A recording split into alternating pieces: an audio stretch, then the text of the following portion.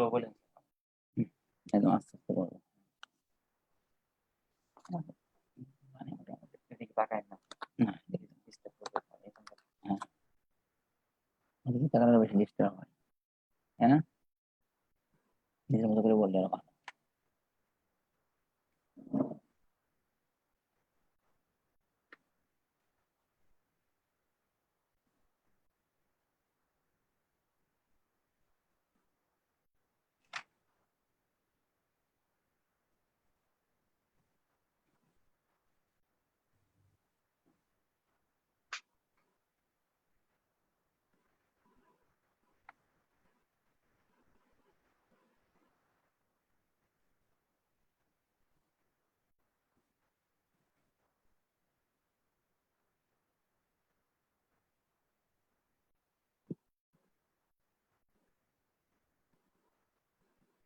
লাইভে চলে আসছেন আপনি, শেয়ার স্ক্রিন দিয়ে হ্যাঁ, শুরু করে দিন।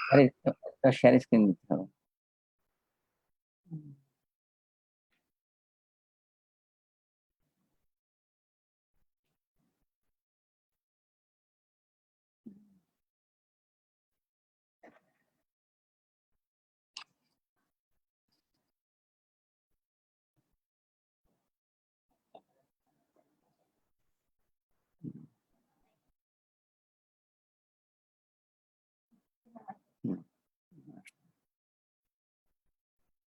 হ্যালো,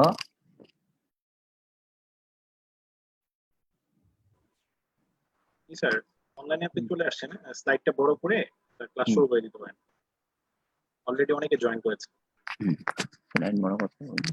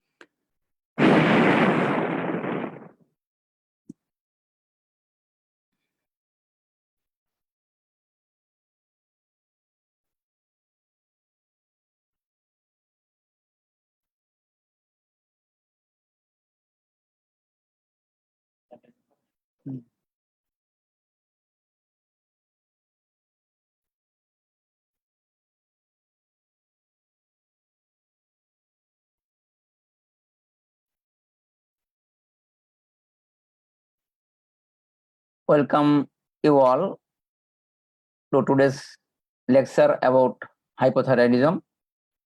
আজকে আমি আসলে কথা বলবো যে অ্যাকচুয়ালি যে হাইপোথাইরয়েডিজম জিনিসটা কি, কয় ধরনের টাইপ আছে, মানুষ কি হাইপোথাইরয়েডিজম প্রেজেন্ট করে, আমরা কিভাবে ইনভেস্টিগেশন করে ডায়াগনোসিস করব এবং কিভাবে আমরা আসলে এই হাইপোথাইরয়েডিজমকে ম্যানেজ করব, এর একটা শর্ট ওভারভিউ। আমি নিজে ডাক্তার দেবাশিস কুমার ঘোষ, আমি এখানে অ্যাসিস্ট্যান্ট প্রফেসর অফ এন্ডোক্রাইনোলজি কর্মরত আছি খুলনা মেডিকেল কলেজে। আমরা জানি যে হাইপোথাইরয়েডিজম, এখানে যদি আমি লিখেছি যে প্রাইমারি এবং সেকেন্ডারি, সেখানে আসলে আরো একটা টার্ম আছে, সেটা হচ্ছে টারশিয়ারি হাইপোথাইরয়েডিজম।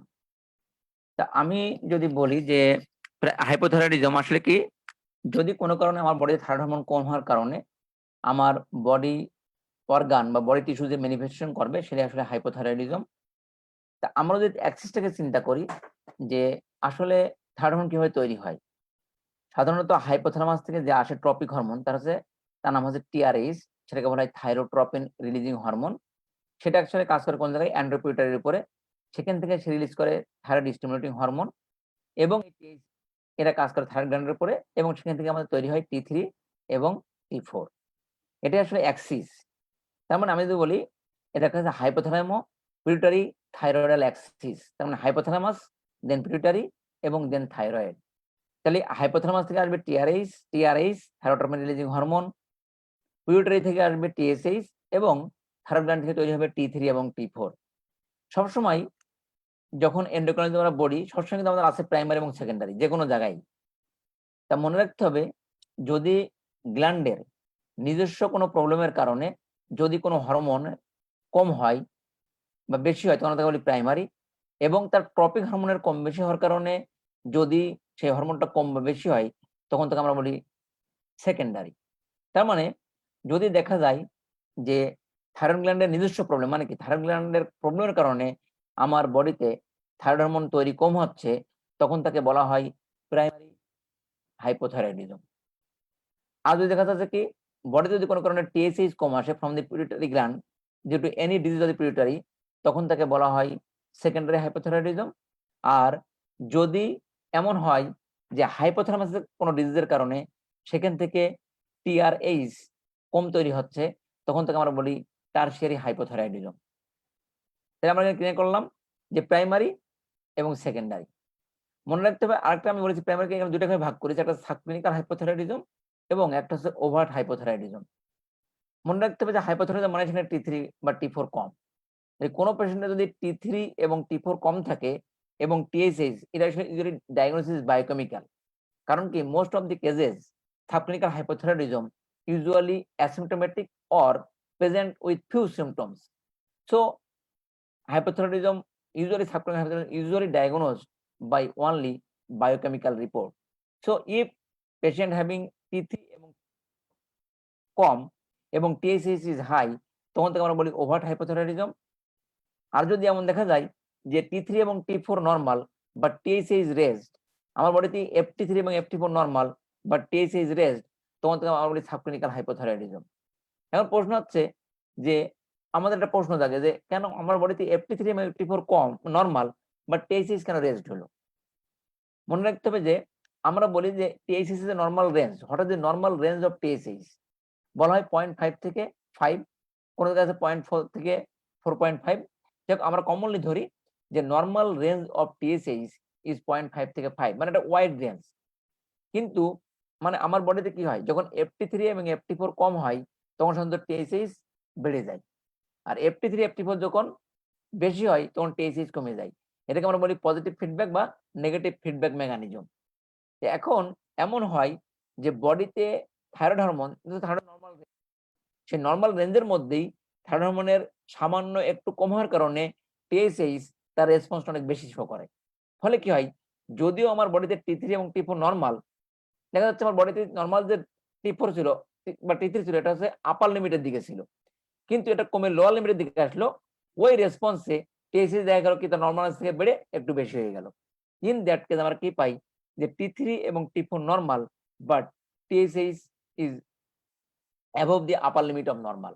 সেই কন্ডিশন আমরা বলি সাবক্লিনিকাল হাইপোথাইরয়েডিজম। তাহলে আমরা বললাম যে হাইপোথ্যালামাসের কোনো প্রবলেমের কারণে যদি বডিতে থাইরয়েড হরমোন কম হয় সেটা হচ্ছে টারশিয়ারি হাইপোথাইরয়েডিজম। যদি পিটুইটারি গ্ল্যান্ডের কোনো প্রবলেমের কারণে বডিতে T3 এবং T4 কম হয় সেটাকে আমরা বলি সেকেন্ডারি হাইপোথাইরয়েডিজম। এবং থাইরয়েড গ্ল্যান্ডের নিজস্ব প্রবলেমের কারণে যদি T3 এবং T4 কমে যায় তখন তাকে আমরা বলি প্রাইমারি হাইপোথাইরয়েডিজম। সেটাকে আমরা আবার দুই ভাগে ভাগ করলাম, একটা হচ্ছে সাবক্লিনিকাল এবং একটা হচ্ছে থাইরয়েডিজম। ওভার হাইপোথাইরয়েডিজম এটা বললাম যে T3 এবং T4, FT3 এবং FT4 লো এবং TSH হাই।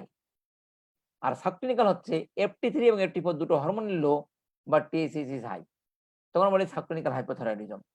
আমি একটা বলি যে এখানে বলার সময় একটা কথা বলে নিই যে আমরা বললাম অনেক সময় প্রশ্ন জাগে স্যার আমরা যখন টেস্ট করতে পাঠাবো আমরা কোন টেস্টটা করতে পাঠাবো, T3 পাঠাবো নাকি T3 পাঠাবো, কোনটা পাঠাবো, নাকি FT3 পাঠাবো নাকি FT4 পাঠাবো? আমরা সবসময় বলবো যে আমরা যখন টেস্ট করতে পাঠাবো অবশ্যই ফ্রি হরমোন করবো। কারণ কি ফ্রি হরমোন হচ্ছে বডিতে free hormone is the active form. Free hormone active form. মনে করি যে বডিতে যদি আমার থাইরয়েড হরমোনের বাইন্ডিং হরমোন কি thyroid binding globulin. The binding hormone of thyroid is thyroid binding globulin. এখন যদি বডিতে থাইরয়েড বাইন্ডিং গ্লোবিউলিনের কম বেশি হয় তাহলে কি হবে বাইন্ডিং ফর্মটা কম বেশি হবে। আমি মনে করলাম বডিতে আমার থাইরয়েড বাইন্ডিং গ্লোবিউলিন অনেক বেড়ে গেছে, তাহলে কি হবে? সে কি করবে? থাইরয়েড হরমোনকে বাইন্ডিং করবে।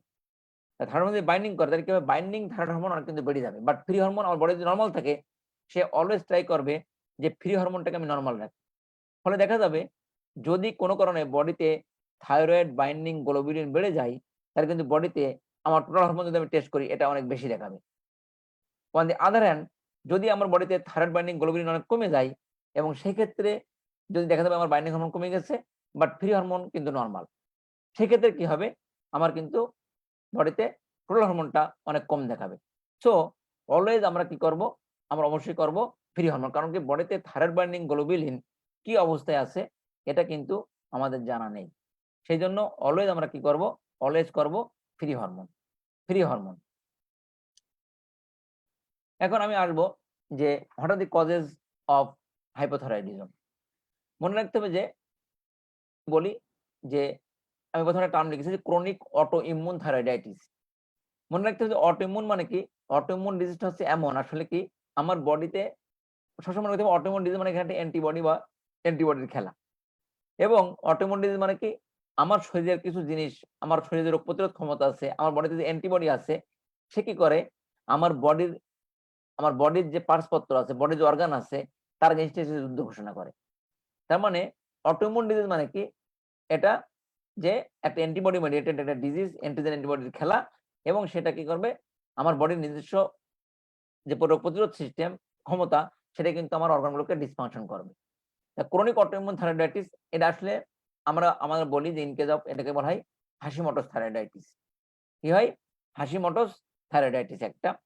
এটা আবার ২ টা টার্মে করা হয়। এটা হচ্ছে ক্রনিক অটোইমিউন ২ টা ভাবে বলা হয়। একটা গয়টারাস হতে পারে, এটা আবার হতে পারে নন গয়টারাস। যদি এটা গয়টারাস হয়, নন গয়টারাস হয় স্পন্টেনিয়াস অ্যাট্রোপিক হাইপোথাইরয়েডিজম, মানে তার গয়টার নেই। আর মানে থাইরয়েড গ্ল্যান্ডটা তার বড় নেই। আর যদি এটা নন গয়টারাস হয়, গয়টারাস, তার মানে এখানে হাশিমোটোস থাইরয়েডাইটিস। তাহলে ক্রনিক অটোইমিউন থাইরয়েডাইটিস আমরা ২ টা ভাবে বললাম। একটা হচ্ছে কি গয়টারাস, সেটাকে আমরা বলছি হাশিমোটোস থাইরয়েডাইটিস। আর নন গয়টারাস সেটাকে আমরা বলতেছি স্পন্টেনিয়াস অ্যাট্রোপিক হাইপোথাইরয়েডিজম। আরেকটা হচ্ছে আমরা সবসময় মনে করি, তোমাকে একটা বলি, সবাইকে বলি যে গ্রেভস ডিজিজকে আমরা মনে করি যে অলওয়েজ এটা মনে করি hyper. Graves disease one type of autoimmune hyperthyroidism, autoimmune disease.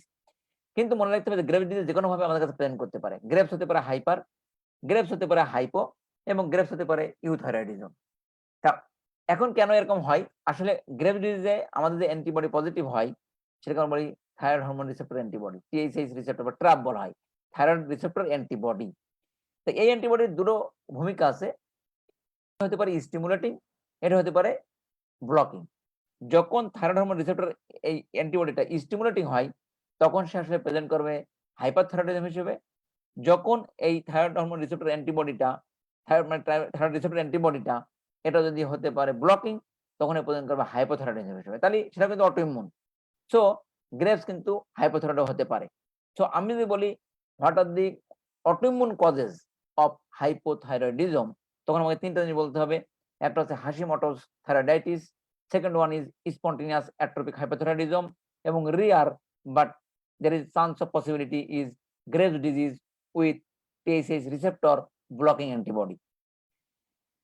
আমরা সেকেন্ড কজে আসি, সেটা হচ্ছে iatrogenic কজ। মনে রাখতে হবে this is the most after Hashimoto's thyroiditis, iatrogenic cause is the most common causes of hypothyroidism. এটা হতে পারে আপনার থাইরয়েড সার্জারি, আমাদের থাইরয়েড হরমোন গ্ল্যান্ড কেটে ফেলি, তাহলে হতে পারে রেডিওআয়োডিন ট্রিটমেন্ট। আমরা most of the cases radio treatment use করি, most of the cases in case of Graves thyroidosis. এবং আমরা যদি কোনো কারণে এক্সটার্নাল রেডিয়েশন ইউজ করি, পার্টিকুলারলি ইন দি হেড, নেক এবং চেস্ট রিজিয়ন, এইসব ক্ষেত্রে কিন্তু আমাদের হাইপোথাইরয়েডিজম ডেভেলপ করতে পারে। এছাড়া iodine deficiency and iodine excess, আমি বলছি দেখেন iodine have a dual effect on thyroid gland. আয়োডিনের 2টা ইফেক্ট আছে। ইন লো ডোজ আমরা বলি যে যেগুলো সাবস্ট্রেট লাগে, substrate for thyroid hormone synthesis iodine.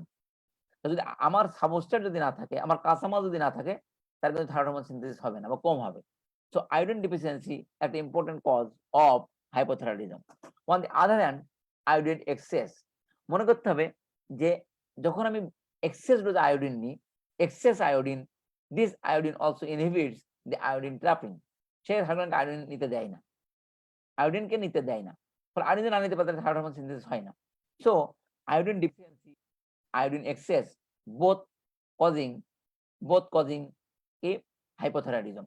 এই যে আয়োডিন এক্সেস হওয়ার কারণে বা আয়োডিন এক্সেস হওয়ার কারণে যে হাইপোথাইরয়েডিজম ডেভেলপ করে, এটাকে বলা হয়, একটা নাম আছে, সেটাকে বলা হয় ওলফ-চেইকপ ইফেক্ট। এটাকে বলা হয় আয়োডিন ইনডিউসড হাইপোথাইরয়েডিজম, তার নাম হচ্ছে ওলফ-চেইকপ ইফেক্ট।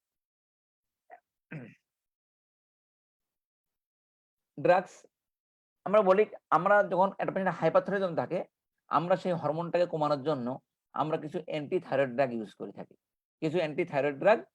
করে থাকি, এখন সেই অ্যান্টি থাইরয়েড ড্রাগ গুলো কি করতে পারে, যদি আমি বেশি ডোজে ইউজ করে ফেলি, যদি আমি ডোজটা ঠিক মতো অ্যাডজাস্ট না করতে পারি, that may produce hypothyroidism. Like কি, যেমন মেথিমাজোল অ্যান্ড প্রোপাইলথিওরাসিল। যে methimazole is not available in our country, আমাদের কান্ট্রিতে কোনটা অ্যাভেলেবল আছে সেটা কার্বিমাজোল। তাহলে আমাদের কাছে কার্বিমাজোল, মেথিমাজোল এবং প্রোপাইলথিওরাসিল, সেটা কি করবে, that antithyroid drug also produce hypothyroidism. আর there are other drug not used for thyroid disease but used for other diseases that also produce hypothyroidism, like amiodarone, lithium and so others. There are some infiltrative disorder that is producing hypothyroidism. One is Reeder's thyroiditis. আসলে Reeder's thyroiditis কি, এটা আসলে thyroid gland is occupied by fibrous tissue, ফলে thyroid gland কাজ করতে পারে না, hypothyroidism develop করে। এবং there are other diseases that also infiltrate within the thyroid gland causing dysfunction of the thyroid gland like hemochromatosis. আমরা সবাই জানি যে হেমোক্রোম্যাটোসিস এমন একটা রোগ, সেখানে কি হয়, excess iron in the body. সেই আয়রন যখন থাইরয়েড গ্ল্যান্ডে ডিপোজিট হয়, তখন সে থাইরয়েড গ্ল্যান্ডকে কাজ করতে দেয় না। একটা হচ্ছে scleroderma and another was sarcoidosis and cystinosis. Now transient hypothyroidism, অনেক সময় আমরা মনে করি যে থাইরয়েড হরমোন ডেফিসিয়েন্সি আছে মানেই এটা লাইফ লং তার থাইরয়েড হরমোন রিপ্লেসমেন্টের প্রয়োজন আছে। বাট মনে রাখতে হবে there are some transient causes of hypothyroidism, যেখানে কিন্তু লাইফ লং থাইরয়েডের প্রয়োজন নেই বা আদৌ কোনো সময় প্রয়োজন হয় না। তাহলে সেটা আমরা উদ্ধার করতে হবে, এটা ট্রানজিয়েন্ট নাকি সেটা permanent hypothyroidism. There are two causes of transient hypothyroidism. The one is subacute thyroiditis এবং postpartum thyroiditis. এখন আসলে কি হয় এসব ক্ষেত্রে, যে কোনো কারণে যদি কোনো পেশেন্টের থাইরয়েডাইটিস হয়, তার মানে কি, আমি যদি ওইভাবে বলি থাইরয়েডাইটিস মানে আমার থাইরয়েড গ্ল্যান্ডে কি আছে, ইনফ্লামেশন আছে, মানে থাইরয়েড গ্ল্যান্ডে ইনফ্লাম। ফলে কি হয়, থাইরয়েড হরমোন গ্ল্যান্ডের যত প্রিফর্মড হরমোন থাকে দ্যাট সেগুলো সব সার্কুলেশনে চলে আসে। ফলে ইনিশিয়াল স্টেজে কি হয়, যেহেতু থাইরয়েড গ্ল্যান্ড আমার ভেঙে গেছে, থাইরয়েড গ্ল্যান্ড আমার নষ্ট হয়ে গেছে, সকল হরমোন কিন্তু আমার সার্কুলেশনে চলে আসছে। ফলে কি হলো, আমি যদি ওই সময় টেস্ট করি, তাহলে পেশেন্ট কাছে কি নিয়ে আসবে, যদি ইনিশিয়াল স্টেজে, কারণ সকল প্রিফর্ম হরমোন আমার যা আসার কথা ছিল আস্তে আস্তে, এখন সকলটা হরমোন একসাথে চলে আসলো, তাহলে কি হবে, বডিতে হরমোন রক্ত অনেক বেশি হয়ে যাবে। ফলে patient present with features of hyperthyroidism বা থাইরয়েডক্সিকোসিস এই স্টেজে। কিন্তু একটা পর্যায়ে দেখা যাবে যে আমাদের থাইরয়েড হরমোনের হাফ লাইফ হচ্ছে 7 ডেজ। আস্তে আস্তে দেখা যাবে একটা সময় পরে যে আমার কোনো ব্লাডের কোনো হরমোন নেই, কারণ 7 দিন 8 দিন 10 দিন পরে আর কোনো হরমোন থাকবে না। অন দ্য আদার হ্যান্ড আমার গ্ল্যান্ড কিন্তু এখনো রিকভারি করেনি ফ্রম দি ইনফ্লামেশন, এখন গ্ল্যান্ড হরমোন তৈরি করা শুরু করেনি। তাহলে একটা পর্যায়ে কি হবে, আমার ব্লাডেও হরমোন নেই আর আমার গ্ল্যান্ডও হরমোন তৈরি করতেছে না। ফলে কি হবে, সেখানে কিন্তু তার হবে হাইপোথাইরয়েডিজম। এখন একটা পর্যায়ে কি হবে, একটা পর্যায়ে গ্ল্যান্ড ইনফ্লামেশন যদি রিকভারি করে ফেলে, ইনফ্লামেশনটা যদি ভালো হয়ে যায়, তাহলে আবার gland again produce thyroid hormone causing euthyroidism, মানে নরমাল থাইরয়েড হরমোন তৈরি করা শুরু করবে। তাহলে আমি যদি বলি, তাহলে এর ট্রানজিয়েন্ট হয়ে গেল, যখন গ্ল্যান্ডটা ইনফ্লামেশন থেকে রিকভারি হয়ে গেল, তখন কিন্তু সে আবার নিজস্ব হরমোন তৈরি করা শুরু করলো। ফলে সেখানে তার রিপ্লেসমেন্টের প্রয়োজন হলো না। তো থাইরয়েড থাইরয়েডাইটিস এজন্য বলা হয় transient cause of hypothyroidism, but in some cases যে গ্ল্যান্ডটা ইনফ্লাম হয়ে গেল, সে কিন্তু আর রিকভারি নাও করতে পারে। ফলে সে হতে পারে, সেখানে কি হতে পারে, permanent may develop permanent hypothyroidism. সেই জন্য আমরা যদি বলি what are the events that occurs in subacute thyroiditis, এর প্রথম হলো হাইপারথাইরয়েডিজম, তারপর হলো হাইপোথাইরয়েডিজম, তারপর হলো ইউথাইরয়েডিজম। আমি যদি বলি যে কনসিকুয়েন্সেস অফ সাবঅ্যাকুট থাইরয়েডাইটিস, প্রথম পেশেন্ট কি নিয়ে আসবে, হতে পারে কি, প্রথমে হাইপার, তারপরে কি হবে হাইপো, তারপরে কি হবে ইউথাইরয়েডিজম।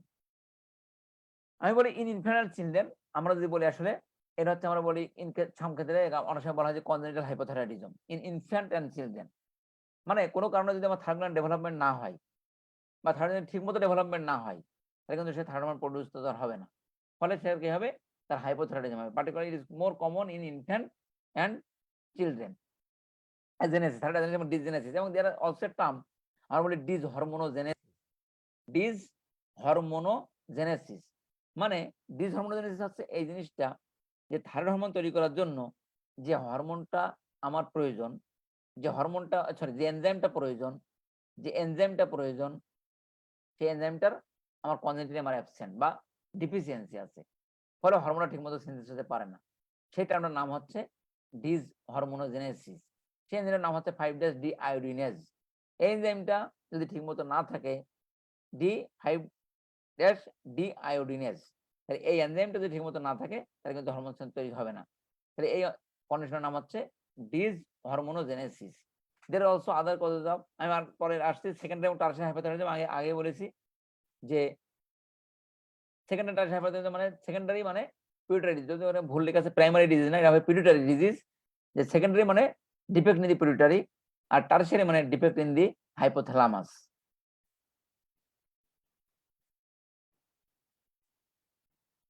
আমি আগেই বলেছিলাম যে ডায়াগনোসিস অফ হাইপোথাইরয়েডিজম, আমি বলেছিলাম ডায়াগনোসিস এটা কখনো ক্লিনিক্যাল ডায়াগনোসিস ইউজুয়ালি করা খুব ডিফিকাল্ট। কারণ কি, most of the cases of hypothyroidism present with non specific symptoms, vague symptoms, এবং it mimics different diseases. So it is very difficult to diagnose clinically that it is hypothyroidism, but we can suspect, but we will confirm the diagnosis by laboratory test. The one is আমাদের primary hypothyroidism এবং subclinical hypothyroidism আমি পরে আসবো। এখন আমার কাছে রোগী যদি আসে, তাহলে কি বলে, আমরা হিস্ট্রি নিয়ে আমরা এক্সামিনেশন করি। তা আমি যদি বলি ক্লিনিক্যালি, যদি বলি বেড সাইড যে আমি একটা পেশেন্টের এই কি পেশেন্ট সিমটমস নিয়ে আসবে, আমার কাছে কি পেশেন্ট সিমটমস নিয়ে আসবে, আমি যদি পরীক্ষার হলে বলি বা আমি যদি শর্ট কেসে বলি, আমি বলি সিমটমস বলো, সিমটমস, তাহলে আমাকে যে কোনো বলতে হবে। সেটা হচ্ছে বলতে হবে যে পেশেন্ট হ্যাভিং গাট রিলেটেড, তিনটা gut related. One is loss of appetite, কি বলেছি, loss of appetite. Second one is কি, patient having constipation, weight gain, তিনটা। আরেকটা হবে পেশেন্টের যে কোল্ড ইন্টলারেন্স, আর একটা হচ্ছে মিনিস্ট্রাল irregularity in case of female. তাহলে আমি বললাম যে পেশেন্ট আমার কাছে কি নিয়ে আসবে, মেনলি বলবে স্যার আমার খাওয়ার রুচি নেই, আমার অ্যাপেটাইট লস হয়েছে, আমার কনস্টিপেশন, আমার পায়খানা কষা, আমার ওয়েট গেইন, অ্যাপেটাইট লস বা ওয়েট গেইন। তারপরে বলবে যে আমার কনস্টিপেশন, আমি ঠান্ডা সহ্য করতে পারি না, কোল্ড ইন্টলারেন্স, আর একটা হচ্ছে in case of female মিনিস্ট্রাল irregularity. এগুলো পেশেন্টের সিমটমস। আমি যদি বলি যে এই পেশেন্টের সাইন কি হবে, তাহলে আমি যদি এরকম শুরু করি হাত থেকে, যে এই পেশেন্টের কি সাইন থাকবে, তার মধ্যে একটা হচ্ছে আমি যে হাতে হাত দিই, তাহলে আমি দেখবো যে পেশেন্টের পেরিফেরি হবে কোল্ড। কেন? কারণ ডিক্রিজ ব্লাড ফ্লো, এখন পেরিফেরি কোল্ড।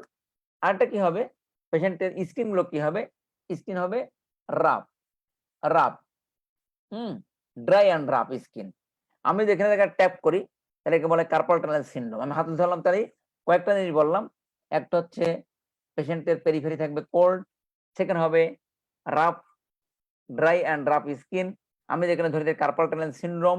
আমি যদি পালসে হাত দিই, দেখা যাবে দি সাবজেক্টস হ্যাভিং ব্রেডিকার্ডিয়া, কি থাকবে, ব্রেডিকার্ডিয়া।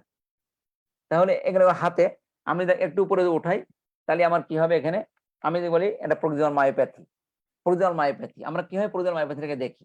আমি যদি বলি যে আপনি শান্ত ইন লোয়ার লিম্বে, আমরা বলি যে আপনি বসেন, বসে যাবে উপরে ওঠে আর দাঁড়ান, দেখা যাবে যার প্রক্সিমাল মায়োপ্যাথি আছে ইন দি লোয়ার লিম্ব, সে কিন্তু বসা থেকে উঠতে পারবে না, এভাবে দেখি। কিন্তু আপার লিম্বে আমরা কি করি, আপার দিতে হবে, দিয়ে আমার এইভাবে চাপ দিতে হবে, দিয়ে আপনার হাত থেকে উপরের দিকে তোলেন, সে হাত থেকে এই যে উইকনেস ফিল করবে, উপরে দিয়ে চাপ দিতে পারবে না। এইভাবে আমরা আপার লিম্বের প্রক্সিমাল মায়োপ্যাথি দেখি। আর আমরা কয়েকটা প্রশ্ন করে আমরা প্রক্সিমাল মায়োপ্যাথি আপার লিম্বের উদ্ধার করতে পারি। কি হবে, যে আমি বলি আমরা সাধারণত পেশেন্ট কমপ্লেন করে যে ডিফিকাল্টিস ইন ওভারহেড অ্যাক্টিভিটিস। সেটা কি, সে বলতে নাই আমি মাথার উপর হাত দিয়ে কাজগুলো করা, সেগুলো কাজ করতে আমার ডিফিকাল্টিস হয়। পার্টিকুলারলি কি ইন কেস অফ ফিমেল তারা কি বলে মাথা চুল আশ্রাইতে পারি না, চুল আশ্রাইতে পারি না, এটাকে আমরা আপার লিম্বের পরিধীয় মায়োপ্যাথি দেখি। তাহলে আমি কি বললাম এই পর্যন্ত, আমি এই পর্যন্ত যদি বলি যে প্রথমে আমি কি পাবো, যদি এক্সামিনেশন করি যে পেরিফেরিটা কোল্ড থাকবে, পেশেন্টের কি হবে, স্কিন হবে ড্রাই অ্যান্ড রাফ, সেখানে থাকবে কার্পাল টানেল সিনড্রোম, তারপরে কি হবে, আমি পালস দিলে পাবো ব্রেডিকার্ডিয়া, আমি যদি এখানে দেখি তাহলে পাবো পরিধীয় মায়োপ্যাথি, যদি আমি ব্লাড প্রেশার মাপি তাহলে পাবো হাইপার টেনশন। তারপরে আসি আমি ফেস কি পাবো, পেশেন্টের হচ্ছে ফেসটা থাকবে পাফি, ফেসটা কি হবে puffy face, there is periorbital swelling, puffy face. আমি যদি তার গলায় দেখি তাহলে কি হবে, পেশেন্টের thyroid gland may be enlarge, অথবা কি থাকতে পারে, there is scar mark over the thyroid, thyroid gland enlarge হতে পারে, অথবা তার কি হতে পারে এখানে স্কার মার্ক পাওয়া যাবে, আমার থাইরয়েড গ্ল্যান্ডের আগে সার্জারি করা আছে কিনা। তারপরে কি হতে পারে, পেশেন্টটা আমরা কি পাইতে পারি, as a whole there is evidence of serositis. আর একটা ইম্পর্টেন্ট ফাইন্ডিং বলতে হবে যে আমি স্যার দেখতে চাই পেশেন্ট অ্যাঙ্কেল জার্ক কেন, to see any evidence of delayed relaxation of the ankle jerk. তাহলে আমি যদি তোমাকে এমনি অ্যাজ এ হোল আমাদেরকে বলি যে what are the symptoms and sign of hypothyroidism, তা আমি যদি ফোকাস করে বলি তাহলে বলতে হবে যে anorexia, constipation, weight gain, cold intolerance এবং মিনিস্ট্রাল ইরেগুলারিটি। আর যদি আমি বলি হোয়াট আর দি সাইন, বলতে হবে যে patient having cold periphery, dry and rough skin, carpal tunnel syndrome, bradycardia, pudendal myopathy, hypertension, puffy face, periorbital swelling, thyromegaly অথবা scar on the thyroid, the delayed relaxation of the ankle jerk, and there is also evidence of polycerositis and in rarely in some cases cerebellar sign. এখন আমি শুধু বলতে চাই যে আসলে এইটা কেন হয়, এই সিমটম বা সাইনগুলো আসলে কেন প্রডিউস হয় এই কারণে, বিকজ থাইরয়েড হরমোন আমাদের অনলি মেটাবলিক হরমোন। সো আমাদের থাইরয়েড হরমোন ডেফিসিয়েন্সি হয়, there is slowing of the all the metabolic process of the body, কি হবে বিকাম স্লো, তাহলে পুরো বডিটা আমার হবে স্লো। সেজন্য দেখো আমি যে প্রথম যে এই যে পাপি ফেসের আমি যে স্লাইডে দেখাচ্ছি, পাপি ফেসের আগ পর্যন্ত যেগুলো হচ্ছে, পাপি ফেসের আগ পর্যন্ত দেখাচ্ছি, যেমন fatigue, slow movement, slow speech, cold intolerance, constipation, weight gain, deregulation of the ankle jerk, bradycardia, all these are due to slowing of metabolic process of the body. এই সিমটমগুলো কি হবে, সব slowing of the metabolic process of the body. On the other hand, puffy face, enlargement of the tongue, hoarseness of voice, periorbital swelling, এগুলো হয় due to this, এগুলো হয় যে deposition of glycosaminoglycans and mucopolysaccharide, কারণ কি এগুলো আমাদের metabolism হচ্ছে না, ফলে কি হবে বডিতে ডিপোজিশন হচ্ছে। তাহলে আমার puffy face, enlargement of the tongue, hoarseness of voice এবং পেরিঅরবিটাল সুয়েলিং, এটা হচ্ছে due to deposition of glycosaminoglycans and mucopolysaccharides. এখানে আমি অনেকগুলো system wise symptoms and sign কি হতে পারে সেগুলো আমি লিখেছি, আমি এগুলো দ্রুত এটাকে এগুলো সাইড পাস করে চলে যাব। যেমন স্কিন হতে পারে decrease sweating, skin discoloration, yellow tinge due to hypercarotenemia, hyperpigmentation is the most common. যদি হাইপোথাইরয়েড আমরা জানি যে হাইপোথাইরয়েড হচ্ছে আসলে অটোইমিউন ডিজিজ, তাই তো, most of the cases autoimmune disease.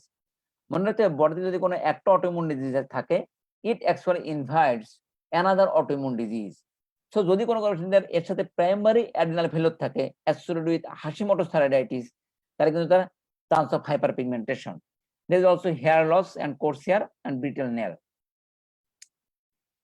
I বলি যে periorbital edema, but there is also sign of Graves' disease if patient having Graves' hypothyroidism. Hematological, এখানে আসছে যে অ্যানিমিয়া, মনে রাখতে হবে এটা হচ্ছে অনেকটা ইম্পর্টেন্ট কোশ্চেন, অনেক in case of post graduation, particularly FCPS and also in some MD final exam. The causes of anemia in hypothyroidism. What are the causes of anemia and hypothyroidism? আমি এখানে অনেকভাবে অ্যানিমিয়া হতে পারে। Anaemia হতে পারে as a normocytic and normochromic, as a part of anemia of chronic disease.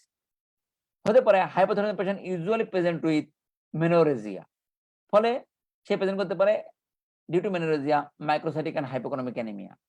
আমরা জানি যে ইন কেস অফ হাইপোথাইরয়েডিজম কি হতে পারে, there is anorexia and there is reduce gut motility, ফলে দেয়ার ইজ ডিক্রিজ অ্যাবজর্পশন।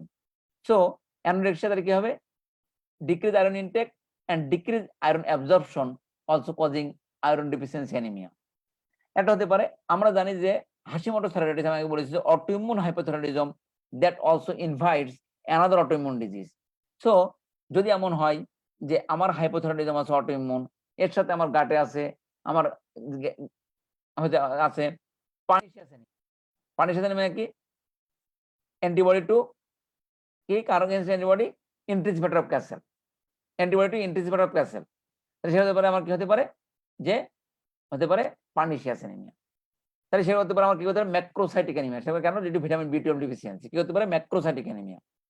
আরেকটা হতে পারে যে, যেহেতু আমি বলেছি যে autoimmune hypothyroidism that also associated with coeliac disease, coeliac disease না, সিলিয়াক ডিজিজ যদি দেখা হয়, there is also presence of dimorphic anemia. Dimorphic মানে কি, ডাই মানে ডুয়াল, মরফোলজি মানে ডুয়াল মরফোলজি, কি হতে পারে both microcytic and macrocytic. So what are the causes of anemia in hypothyroidism? তাহলে আমি বলতে পারি কি কারণ, একটা হচ্ছে ডিক্রিজ অ্যাপেটাইট, ডিক্রিজ অ্যাবজর্পশন, তারপর বললাম menorrhagia causing microcytic hypochromic anaemia, আমি বললাম এই পেশেন্টের কি হতে পারে vitamin pernicious anaemia due to antibody to intrinsic factor. Hypothyroidism is also associated with কি celiac disease that produce dimorphic anemia.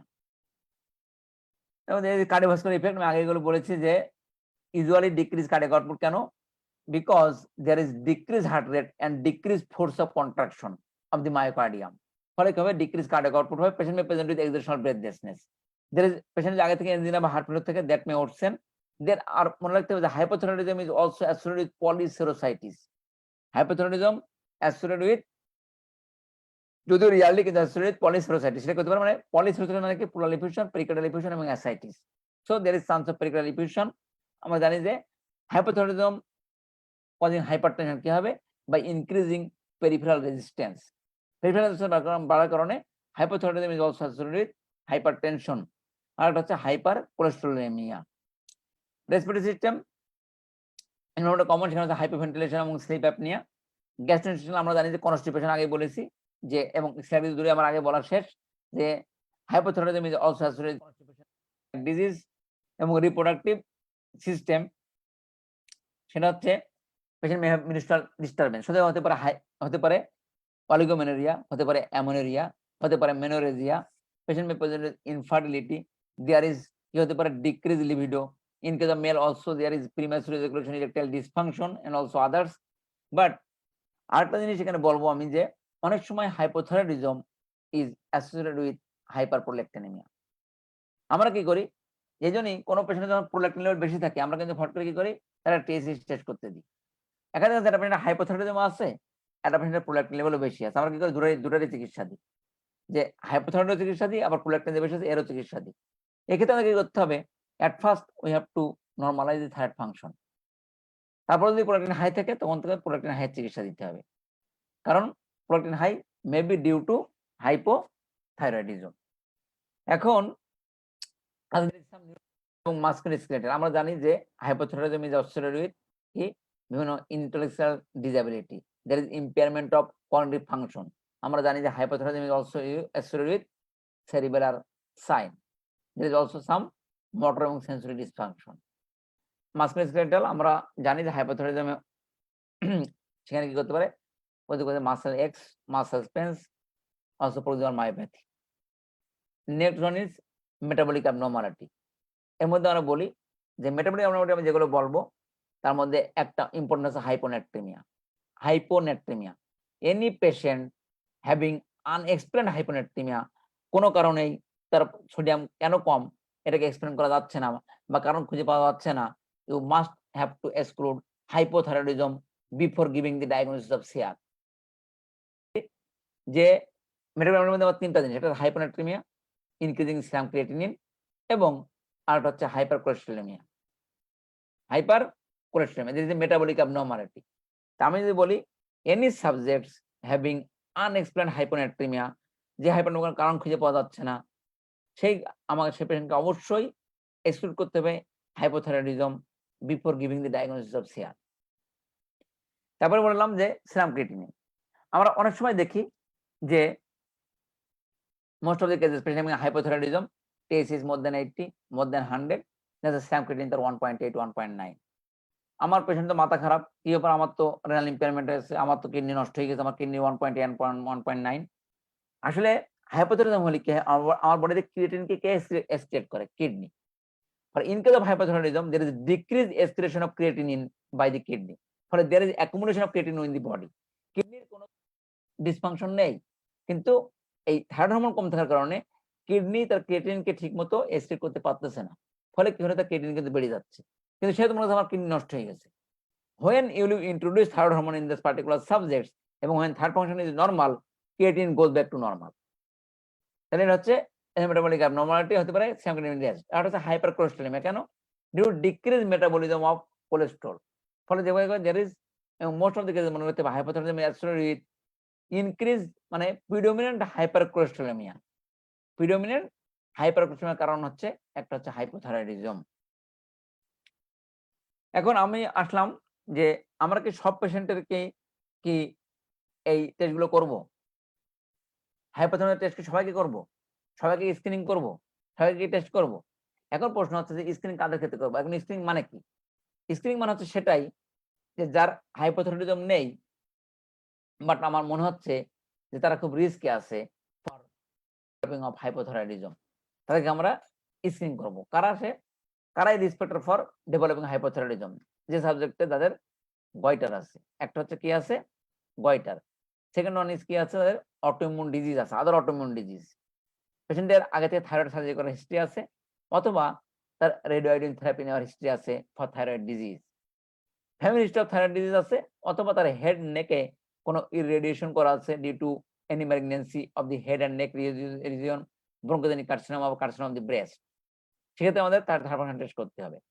আর হচ্ছে যদি এমন কোনো ল্যাবরেটরি বা রেডিওলজিক্যাল অ্যাবনরমালিটি আসে, সেখানে থাইরয়েড ফাংশন টেস্ট করতে হবে। সেটা কি হতে পারে? যেমন হাইপোনাট্রিমিয়া, পেশেন্ট এবং macrocytic anemia, pericardial pleural effusion, hyperlipidemia এবং high serum muscle enzyme, particularly CPK, creatine phosphokinase. Screening test মনে করতে হবে thyroid stimulating hormone is the excellent screening test. This is the excellent screening test. কেন? If subjects having normal TSH, অথবা patient may have high TSH. যদি কোনো screening টেস্টে পেশেন্টের TSH high আসে, তখন আমরা কি করব? Repeat the test with TSH and FT4 and then we will determine আমরা কিভাবে তাকে লেবেল করব, তাহলে আমি যদি স্ক্রিনিং টেস্ট কোনটা? অবশ্যই TSH, এটা হচ্ছে স্ক্রিনিং টেস্ট। কারণ কি, আমি যে হাইপোথাইরয়েডিজম স্ক্রিনিং টেস্ট করব, মনে রাখতে হবে মোস্ট অফ দি কেসেস এটা কি autoimmune hypothyroidism. Most of the cases এটা হচ্ছে autoimmune hypothyroidism. So TSH in 95% of cases, TSH যদি হাইপোথাইরয়েডিজম TSH ইজ রেজড। সেক্ষেত্রে আমরা যেটা করব যে TSH যদি বেশি পাই, আমরা তখন কি করব? TSH with FT4, repeat the test, কি করব? TSH with FT4. if TSH is high, FT4 low, আমরা লেবেল করব প্রাইমারি হাইপোথাইরয়েডিজম।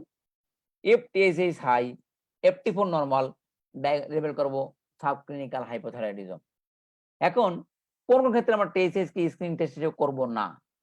যদি আমরা মনে করি যে এটা either secondary or tertiary hypothyroidism, সেটা কেন করব না? কারণ কি, মনে করতে হবে যে আমি একটা এখানে একটু বলি যে TSH in case of secondary or tertiary hypothyroidism, TSH এমন হতে পারে লো।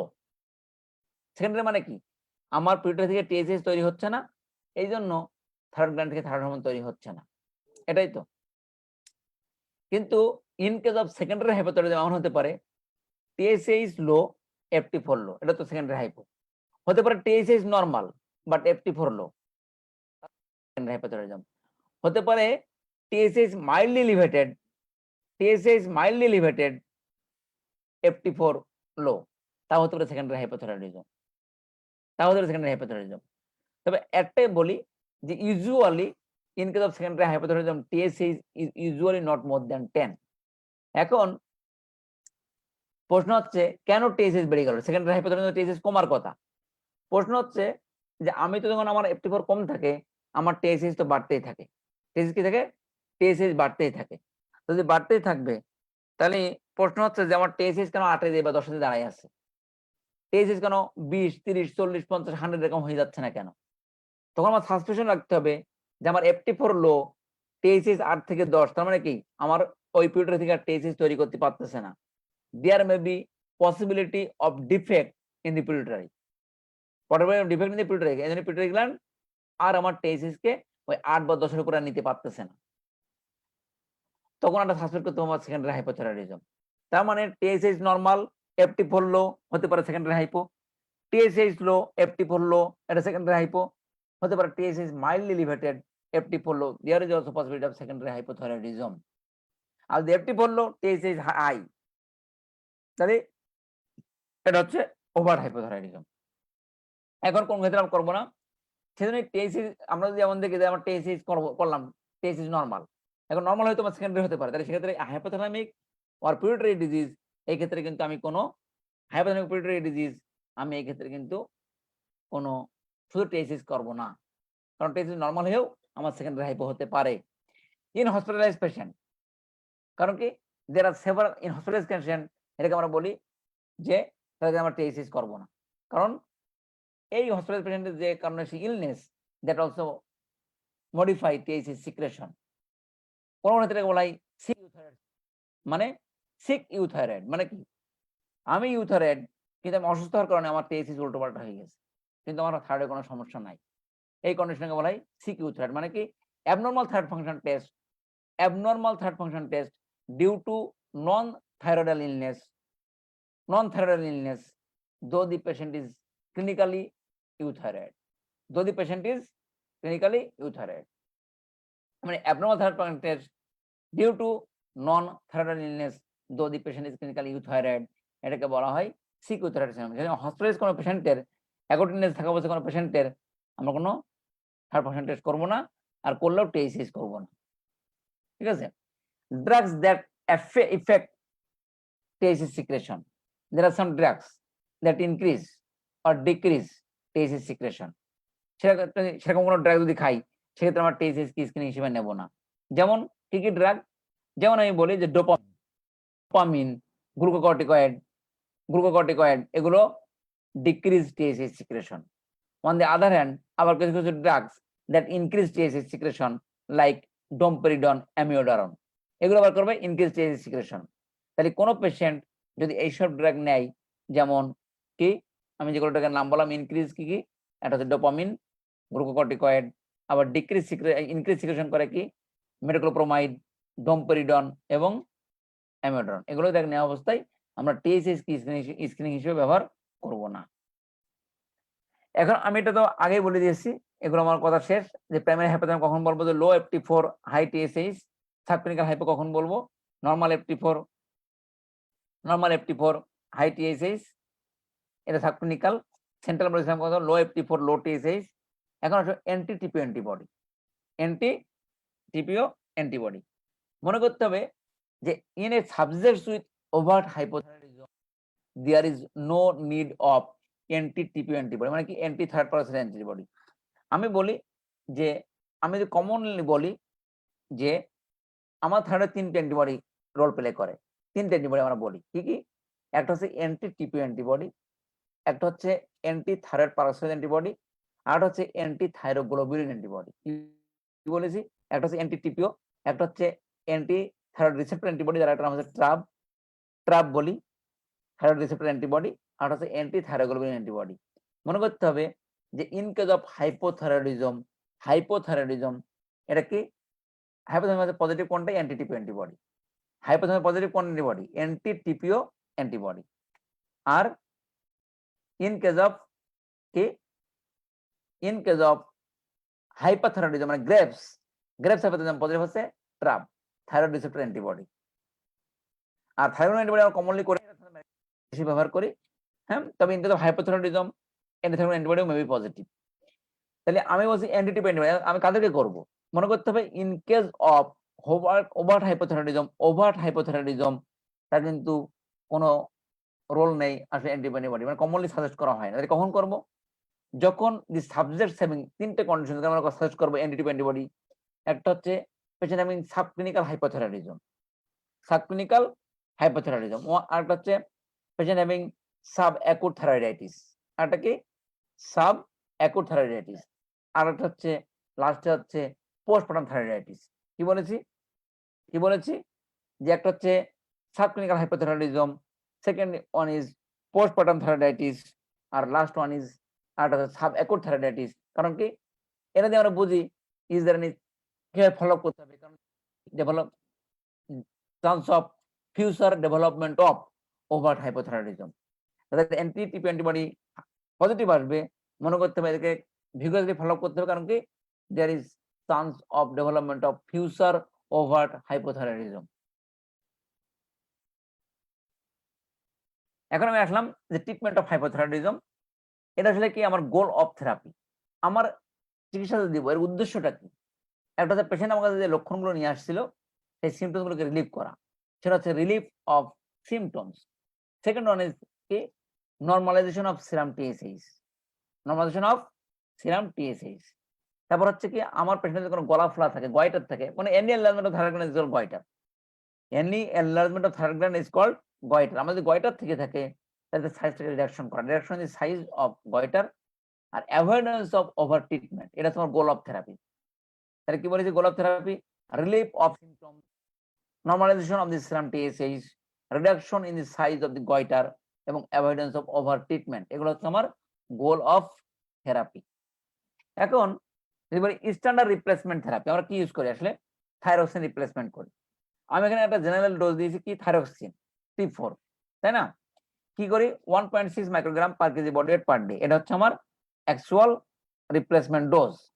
তো মনে করতে হবে যে কোন কোন ক্ষেত্রে আমরা রিডিউস ডোজ ইউজ করি, কোন কোন ক্ষেত্রে particularly if the subject having any ischaemic heart disease, সেক্ষেত্রে আমরা রিডিউস ডোজ এই ডোজ ইউজ করি না, তাহলে আমি সেক্ষেত্রে রিডিউস ডোজ ইউজ করতে হবে।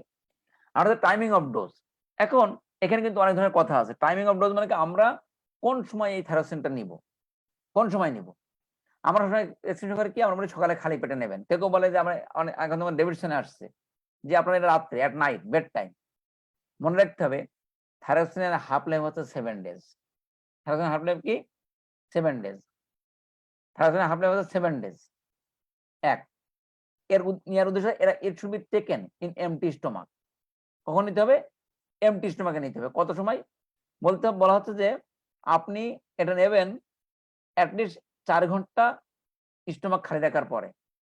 মানে কি আপনি 4 ঘন্টা পেট খালি থাকার পরে এটা নিতে পারবেন।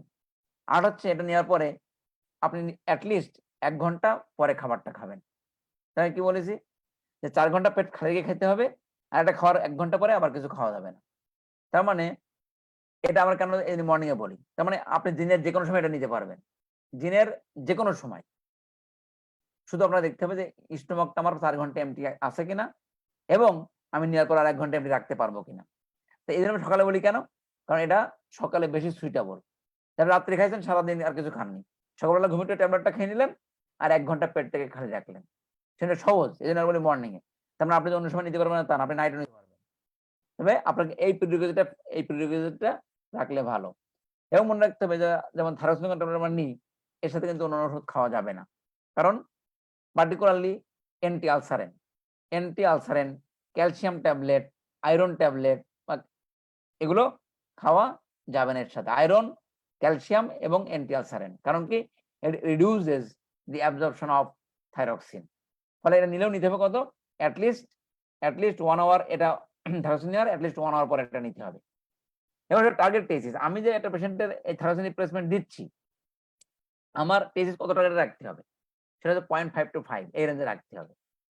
কি করতে হবে? টার্গেট টেসিস হচ্ছে আমার 0.5 to 5। এখন প্রশ্ন হচ্ছে যে এটা যদি 0.5 to 5 বলা হয়, তবে দেখা যাচ্ছে মোস্ট অফ দি পেশেন্ট যাদের নর্মাল সাবজেক্টস দেখা যাচ্ছে টেসিস আসে অ্যারাউন্ড 2.5, অ্যারাউন্ড 2।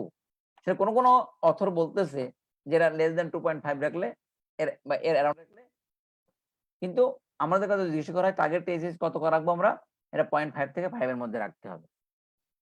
এখন আসো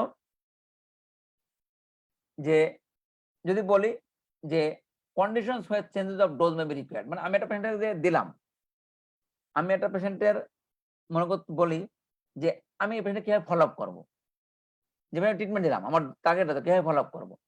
মনে করতে হবে যে ইনিশিয়াল যে আমি ডোজটা ইউজ করেছি সেই ডোজটা দেওয়ার পরে আমি অ্যাটলিস্ট 6 to 8 উইকস পরে তার টিএইচএইচ টেস্ট করতে হবে। কেন? এই টিএইচএইচ এর চেঞ্জ হয়, এই চেঞ্জ হতে অ্যাটলিস্ট 6 to 8 উইকস সময় লাগে, 6 to 8 উইকস সময় লাগে। এখন এই যখন এরকম করে আমি ডোজটা দেখি যে আমার টিএইচএইচ বেশি আছে, তাহলে আমার ডোজটা বাড়াতে হবে। যদি এলডারলি পেশেন্ট হয় তাহলে বাড়ানো আপনি 12 থেকে 25 মিলিগ্রাম করে বাড়াতে পারবেন। যদি ইয়াং পেশেন্ট হয় আপনি এর থেকে বেশি ডোজও বাড়াতে পারবেন। এখন যখন আমার ডোজটা অ্যাডজাস্ট হয়ে যাবে যে আমার টিএইচএইচ টার্গেট রেঞ্জে চলে এসেছে, যে আমি ডোজে থাইরক্সিন নেওয়ার পরে আমার টিএইচএইচ টার্গেট রেঞ্জে চলে এসেছে, তখন যদি দেখি যে আমার ডোজটা ক্যালকুলেট হয়ে গেছে এত ডোজ ওনার লাগবে, সেক্ষেত্রে কিন্তু আমরা ইয়ারলি করতে পারি। তাহলে ইনিশিয়াল টেস্ট হবে 6 to 8 উইকস ইন্টারভ্যালে up to titration of the dose. When the dose যখন আমার অ্যাডজাস্ট হয়ে যাবে যে এই ডোজ ওনার প্রয়োজন, তখন আপনি কিন্তু এটা ইয়ারলি টিএইচএইচ করতে পারবেন। এক, কিন্তু মনে করতে হবে যে এমন কিছু কন্ডিশন আছে যে আপনি ইয়ারলি করবেন না তো আগে করবেন, তাহলে যেখানে আমার ডোজ চেঞ্জ হতে পারে সেরকম কিছু কন্ডিশন আমাদের ফোকাস করতে হবে যে এই ক্ষেত্রে কিন্তু তার ডোজটা কম বা বেশি করে লাগতে পারে, সেক্ষেত্রে আমার টেস্টটা আগেও করা লাগতে পারে, নট ইয়ারলি। সেটা কি? সেটা হচ্ছে যেমন কোনো পেশেন্টের যদি এমন হয় যে তার হঠাৎ করে ওয়েট গেন হয়ে গেছে, মোর দেন 10% ওয়েট গেন, তাহলে কিন্তু তার ডোজ বেশি লাগবে। হঠাৎ করে একটা ফিমেল পেশেন্ট সে কনসিভ করে গেছে, মনে হচ্ছে প্রেগনেন্সি, তার কিন্তু তার ডোজ বেশি প্রয়োজন হতে পারে। মানে অ্যাটলিস্ট আমরা বলি যে টেস্ট নাও করা হয় 30% increase of pregnancy, 30% increase dose. তারপরে আমার কেমন হতে পারে যে আমি যে থাইরক্সিনটা নিচ্ছি দেখা যাচ্ছে এমন কোনো থাইরক্সিনটা আমার কি হচ্ছে, আমি বডিতে ঠিকমতো অ্যাবজর্পশন হচ্ছে না, কারণ কি due to there is malabsorption. আরেকটা হতে পারে থাইরক্সিন নিচ্ছি কিন্তু এটা কিডনি দিয়ে বের হয়ে যাচ্ছে। কেন? কারণ এটা প্রোটিন হরমোন, কিভাবে বের হয়ে যাচ্ছে, যেমন নেপোটিক সিনড্রোম, সব প্রোটিন লস হয়ে যায়, ফলে হরমোন আমার ইউরিন দিয়ে বের হয়ে যাচ্ছে, তাহলে কিন্তু সেখানেও ডোজটা বেশি লাগতে পারে। আবার এমন হতে পারে যে আমার থার্মোন কোন বডিতে ভেঙে যাচ্ছে, দ্রুত ভেঙে যাচ্ছে, যেমন আমি কোনো এনজাইম ইন্ডিউসার ড্রাগ নিই লাইক রিফাম্পিসিন, ফেনোবারবিটন, ফিনাইটোয়াইন, হ্যাঁ, কার্বামাজেপাইন, এগুলো কি করবে এনজাইম ইন্ডিউসার, ফলে থাইরক্সিনকে বেশি বেশি ভেঙে দিতে পারে, সেক্ষেত্রে কিন্তু ডোজ আমার বেশি লাগতে পারে। আর কোনো ক্ষেত্রে ডোজ কম লাগতে পারে, যেমন কি যেমন হচ্ছে নর্মাল এজিং। মনে রাখতে হবে যে বয়স বাড়ার সাথে সাথে আমার কিন্তু টিএইচএইচ এর রেঞ্জটা শিফট হতে থাকে, এবং থাইরক্সিনের ডোজও কম লাগে। যেমন আমি কি বলেছি নর্মাল রেঞ্জ অফ টিএইচএইচ কত 0.5 থেকে 5 এর মধ্যে রাখতে হবে, কিন্তু মনে রাখতে হবে আমার যত বয়স বাড়তে থাকবে তত আমি এলডারলি হব, আমার টিএইচএইচটা কিন্তু আস্তে আস্তে বাড়তে থাকবে। মানে সেজন্যই বলা হয় around 75 years of age the normal range of TSH, the normal upper limit of TSH is 6.9. On the other hand, when there is more than 80 years of age, the normal range of TSH is up to 7.5. Up to 7.5 TSH থাকলেও এটা normal. When the age is more than 80 years, তাহলে এসব ক্ষেত্রে আমার কিন্তু increase বা decrease ডোজের প্রয়োজন আছে। সেই ক্ষেত্রে কিন্তু আমরা আবার কি টেস্টটা অনলি না করে কিন্তু আমরা আবার 6 to 8 উইকস ইন্টারভ্যাল আবার করতে হবে। এবার পারসিস্টেন্ট সিমটমস মনে রাখতে হবে। আমি একটা জিনিস বলি, কোন রোগী আছে যে সবসময় থাইরক্সিন নিচ্ছে but patient having persistent symptoms though the TSH and FT4 is within normal range. পেশেন্টের সিমটমস নরমাল, FT4 এবং TSH normal range, but symptoms persist, রাখতে হবে never increase the dose of thyroxine. You must have to exclude the other causes of that particular symptoms. অনেক patient আছে there is persistent elevation of TSH, আপনি পেশেন্টকে thyroxine replacement দিচ্ছেন but patient TSH is always high. আপনি যত dose বাড়ান না কেন আপনার TSH is always high. In that case, what will you do? মনে রাখতে হবে the cause is only two. One is the non-compliance. তার আগে আমার কমপ্লায়েন্স শিখাতে হবে, পেশেন্ট ঠিকমতো ওষুধটা খায় কিনা, উনি খালি পেটে নিচ্ছেন কিনা, উনি কোনো খাবারের সাথে নিচ্ছেন কিনা, উনি এমন কোনো ড্রাগ খান কিনা যেটা আমার থাইরক্সিনকে ভেঙে দিতে পারে, উনি এমন কোনো ড্রাগের সাথে নিচ্ছেন কিনা আমার থাইরক্সিনকে অ্যাবজর্পশনকে প্রিভেন্ট করতে পারে। তাহলে এসবগুলো আমাকে আগে হিস্ট্রিতে এক্সক্লুড করতে হবে। যদি আমি দেখি না patient having compliance is good, everything okay, but পেশেন্টের TSH is still high though high doses of thyroxine replacement, তখন চিন্তা করতে হবে patient may have malabsorption of thyroxine. তখন কি করতে হবে, সেক্ষেত্রে আমাকে অবশ্যই একটা টেস্ট আছে বলে থাইরোসিন অ্যাবজর্পশন টেস্ট। থাইরোসিন অ্যাবজর্পশন টেস্ট করতে হবে যে সেখানে থাইরোসিনের অ্যাবজর্পশন ঠিকমতো হচ্ছে কিনা, সেটা আমি পর্যন্ত যাচ্ছি না। আর মনে রাখতে হবে যে কোনো সময় ওভার রিপ্লেসমেন্ট অফ থাইরোসিন করা যাবে না। ওভার রিপ্লেসমেন্ট অফ থাইরোসিন করা যাবে না, কারণ long term over replacement of thyroid hormone, particularly when TH is less than 0.1, less than 0.1 হলে 0.01, কি করতে পারে, there is two health hazard. One is particularly in the elderly, one is atrial fibrillation and another is osteoporosis. So we must have to avoid over replacement of thyroxine. Thank you all. এখন আমাদের কোনো প্রশ্ন থাকলে আমাদের করতে পারেন। আর কোনো প্রশ্ন আছে কিনা?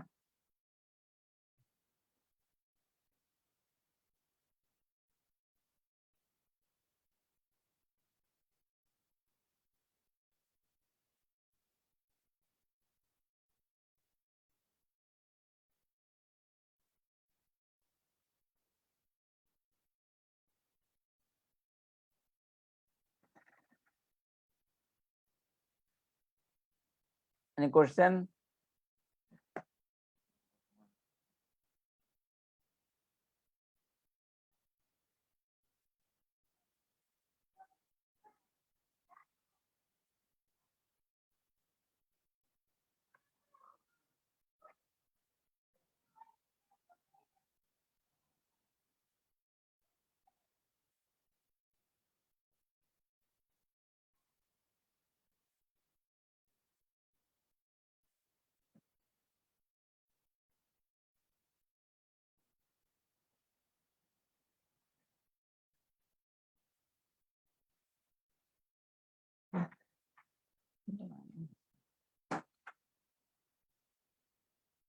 anemia cause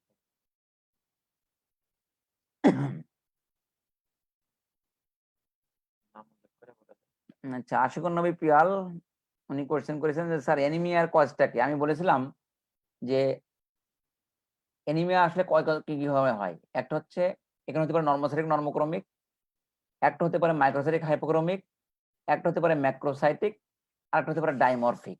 সবগুলোই হতে পারে। কি বলেছি, নর্মোসাইটিক নর্মোক্রমিক, একটা হতে পারে মাইক্রোসাইটিক হাইপোক্রমিক মানে মাইক্রোসাইটিক, একটা হচ্ছে ম্যাক্রোসাইটিক, আর হচ্ছে ডাইমরফিক।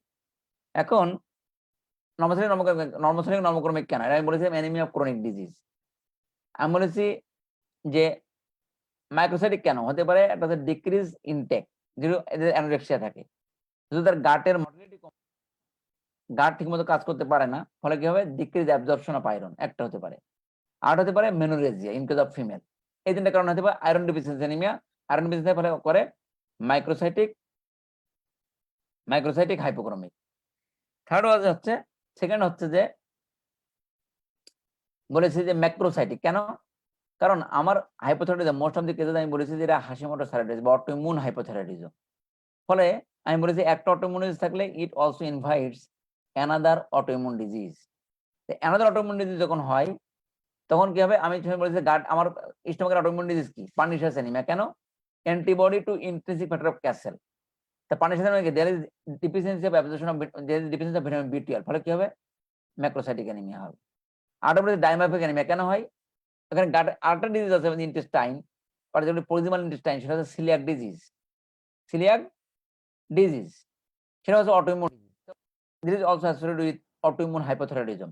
ফলে সিলিয়াক ডিজিজ হওয়ার কারণে ও দুটো জিনিসের ঘাটতি হয়, একটা হচ্ছে আয়রন, একটা হচ্ছে ফলিক অ্যাসিড। আয়রন ঘাটতি হওয়ার কারণে মাইক্রো হয়, আর ফলিক অ্যাসিড ঘাটতি হওয়ার জন্য যারা ম্যাক্রো হয়। ফলে এই মাইক্রো আর ম্যাক্রো এরকম যদি সাইজ হয় তখন বলে ডাইমরফিক। দুই ধরনের সাইজ আছে, মাইক্রো আছে ম্যাক্রো আছে, সেজন্য সেক্ষেত্রে হয় ডাইমরফিক অ্যানিমিয়া।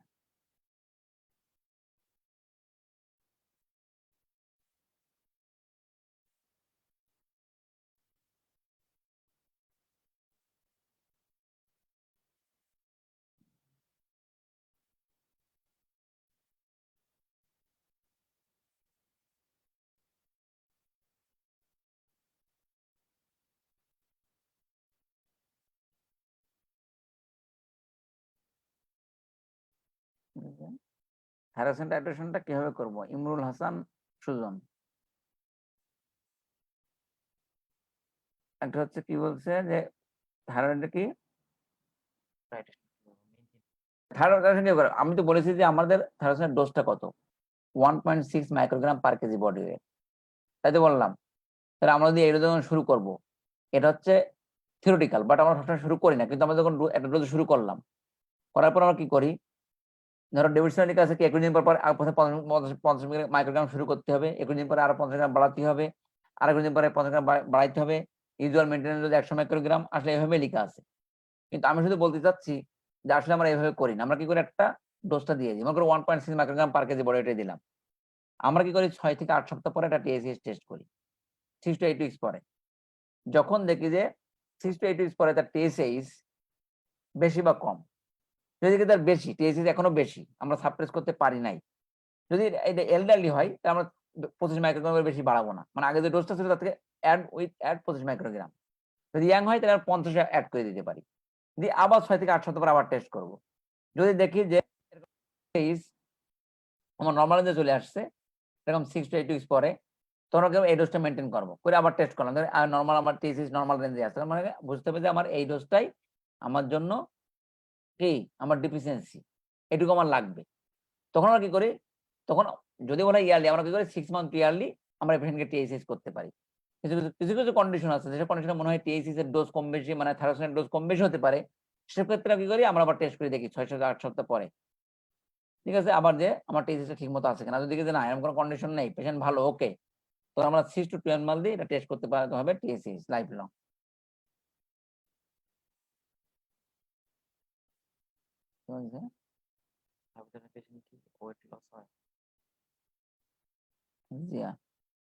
হ্যাঁ, হতে পারে। জিয়া প্রশ্ন করেছে থাইরয়েড হাইপোথাইরয়েড পেশেন্টের কি ওয়েট লস হয়? হ্যাঁ, কিছু হাইপোথাইরয়েড পেশেন্ট আছে দেয়ার মেবি ওয়েট লস হতে পারে, ঠিক হাইপোথাইরয়েডিজম মানে তাদের ওয়েট লস কিন্তু হতে পারে হাইপোথাইরয়েডিজম পেশেন্টের। নেক্সট কোন লেকচার নেবেন টপিক?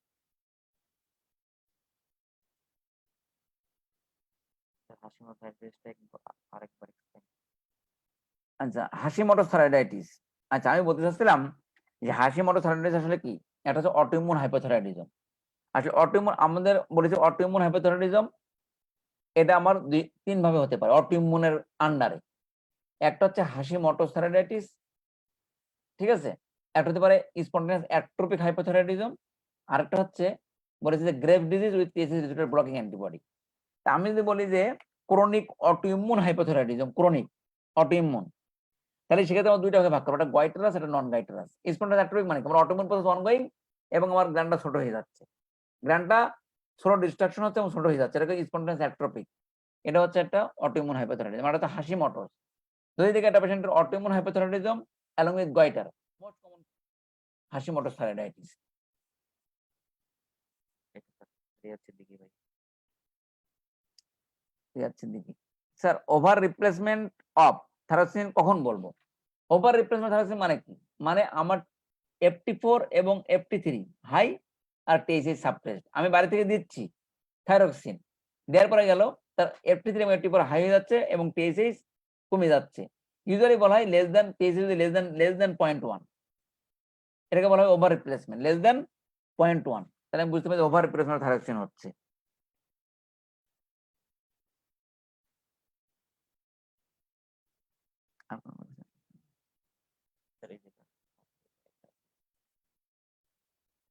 নেক্সট এটা জানাই দেন। নেক্সট টপিক কোনটা নিতে চাচ্ছেন? কোথায় জানা যাবো? এইখানে বলে দেন। আচ্ছা, নেক্সট টপিক আমি পড়াবো অ্যাকচুয়ালি হাইপারথাইরয়েডিজম। নেক্সট টপিক পড়াবো হাইপারথাইরয়েডিজম, যতটুকু পারি ওইটা হাইপারথাইরয়েডিজম পড়া আগামী মঙ্গলবার রাত 8:30টায় হাইপারথাইরয়েডিজম। সবাই জানি ভালো থাকেন, হ্যাঁ সুস্থ থাকেন।